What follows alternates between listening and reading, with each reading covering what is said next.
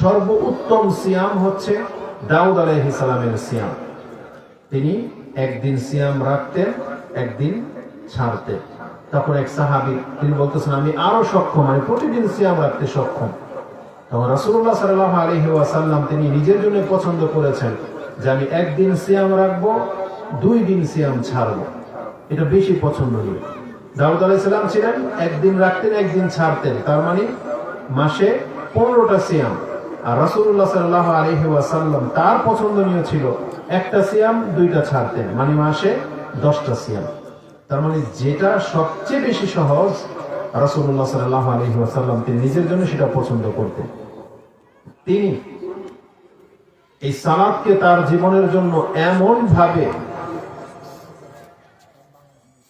প্রতিষ্ঠিত করেছিলেন যে যার মৃত্যুর সর্বশেষ মুহূর্তের পরিস্থিতি এমন ছিল, বেহুশ হয়ে যাচ্ছেন আবার জ্ঞান ফিরছে, আবার বেহুশ হয়ে যাচ্ছেন আবার জ্ঞান ফিরতেছে। সেই মুহূর্তে তিনি জিজ্ঞেস করতেন আসাল্লান নাস, মানুষরা কি সালাত আদায় করে নিয়েছে? বলছে না, এখনো আপনার অপেক্ষায় আছে, যে আপনি ইমামতিতে যাবেন সেই অপেক্ষায় তারা আছে। আবার রাসূল সাল্লাল্লাহু আলাইহি সাল্লাম বেহুশ হয়ে যাচ্ছে, আবার জ্ঞান ফিরে ওটাই জিজ্ঞেস করতেছেন আসাল্লান নাস, মানুষ কি সালাত আদায় করে নিয়েছে? বলছে না। এক পর্যায়ে যখন রাসূলুল্লাহ সাল্লাল্লাহু আলাইহি ওয়াসাল্লাম তিনি দেখলেন যে তার আর হয়তো বিছানা থেকে ওঠা হবে না, তখন তিনি আদেশ করে দিলেন মুরু আবু বকরিন আইয়ু সাল্লি বিন্নাস, আবু বকর রাদিয়াল্লাহু তাআলা আনহুকে বলা হোক যে তিনি যেন মানুষদেরকে নিয়ে নামাজটা পড়িয়ে ফেলেন। আবু বকর রাদিয়াল্লাহু তাআলা আনহুকে ইমাম ঘোষণা করে দেওয়া হলো। তখন আবু বকর রাদিয়াল্লাহু তাআলা আনহু নামাজ দাঁড়িয়ে গেলেন, জামাত পেছনে চলতে লাগলো। তখন রাসূলুল্লাহ সাল্লাল্লাহু আলাইহি ওয়াসাল্লামের আবার জ্ঞান ফিরল। তখন তিনি ওয়াজাদা ফি নাফসিহি খিফাতান, তার শারীরিকভাবে তিনি একটু হালকা অনুভব করলেন যে এবার হয়তো উঠতে পারবো। ফাকামা হাদা বাইনান নাস, তিনি 2 জন সাহাবীর কাঁধে ভর দিয়ে দাঁড়াতে চেষ্টা করলেন, তারা তাকে টেনে তুলল। তাদের একজন ছিলেন আব্বাস রাদিয়াল্লাহু তাআলা আনহু, আরেকজন ছিলেন আলী রাদিয়াল্লাহু তাআলা আনহু। এই 2 জনের কাঁধে ভর করে রাসূলুল্লাহ সাল্লাল্লাহু আলাইহি সাল্লাম দাঁড়াইতে চাইলেন, তিনি দাঁড়াইতে সক্ষম হইলেন না, কিন্তু তারা 2 জন তাকে আলগিয়ে রেখেছে। ইশারা করা হলো মিম্বরের দিকে, তাকে নিয়ে যাওয়া হচ্ছে, অথচ তিনি হেঁটে যেতে পারতেছেন না, পা এভাবে আছে। এইভাবে হেঁচড়িয়ে তার মিম্বর পর্যন্ত যাওয়া হয়েছে। আয়েশা রাদিয়াল্লাহু তাআলা আনহা তিনি বলেন যে আমার নজর এখন পর্যন্ত সেই দাগ 2টা স্পষ্ট দেখতে পাচ্ছে, যে আমার ভর থেকে রাসূলের মিম্বর পর্যন্ত তার পায়ের দাগ হয়ে রেখা অঙ্কন করে রেখে গেছে, অথচ রাসূল হেঁটে যেতে পারেননি। তাকে বসিয়ে দেওয়া হলো আবু বকর রাদিয়াল্লাহু তাআলা আনহুর বাম পাশে। কেন বলেন তো? যদি 2 জন ব্যক্তি কাতারে দাঁড়ায়, ইমাম কোন পাশে দাঁড়াবে? বলেন, আপনি আর ইমাম। এখন ইমাম যিনি হবে সে আপনার কোন পাশে দাঁড়াবে? আপনার বাম পাশে। আর আপনি দাঁড়াবেন ইমামের ডান পাশে। ইমাম হচ্ছেন আবু বকর, কিন্তু রাসূলুল্লাহ সাল্লাল্লাহু আলাইহি সাল্লামকে বসানো হয়েছে আবু বকর রাদিয়াল্লাহু তাআলার বাম পাশে, অথচ কোথায় বসা উচিত ছিল? ডান পাশে। কিন্তু মূলত রাসূলুল্লাহ সাল্লাল্লাহু আলাইহি ওয়াসাল্লামই প্রকৃত ইমাম হলেন, যদিও নামাজ দাঁড়িয়ে গেছে।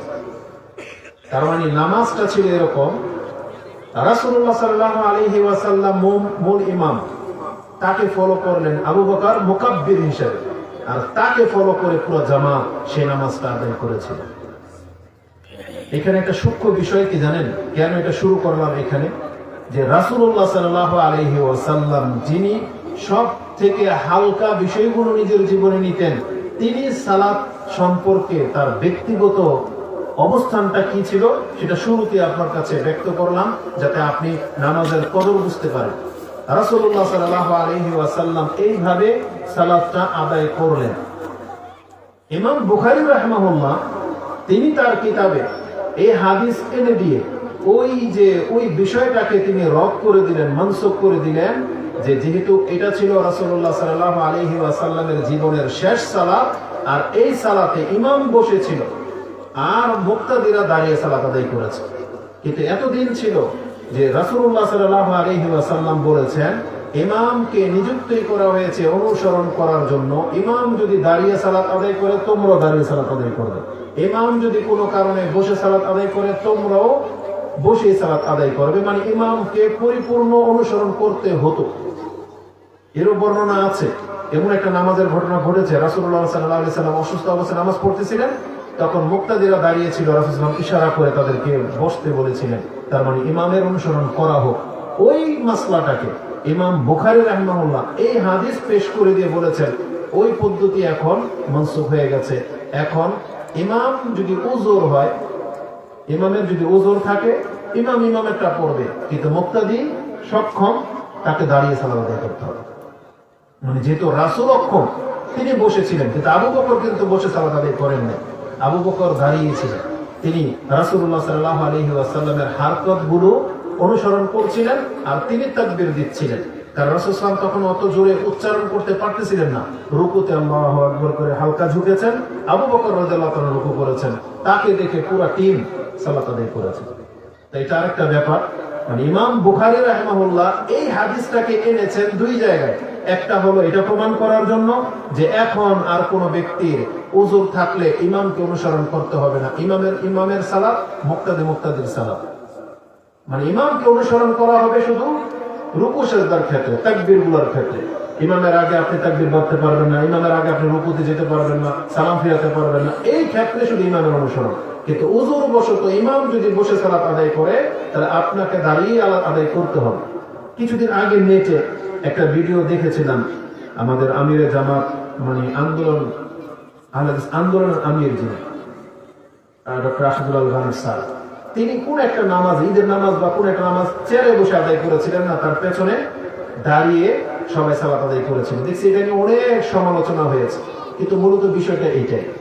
ইমাম এমন যোগ্য ব্যক্তি যদি ইমাম হয়, যার পেছনে আপনারা নামাজ পড়তে পছন্দ করতেছেন, এখন ইমাম যদি অপারগ হয়, ইমাম যদি মুসাফির হয়, তাহলে ইমামের দায়িত্ব পালন করবে, কিন্তু আপনারা আপনাদের দায়িত্ব পালন করবেন।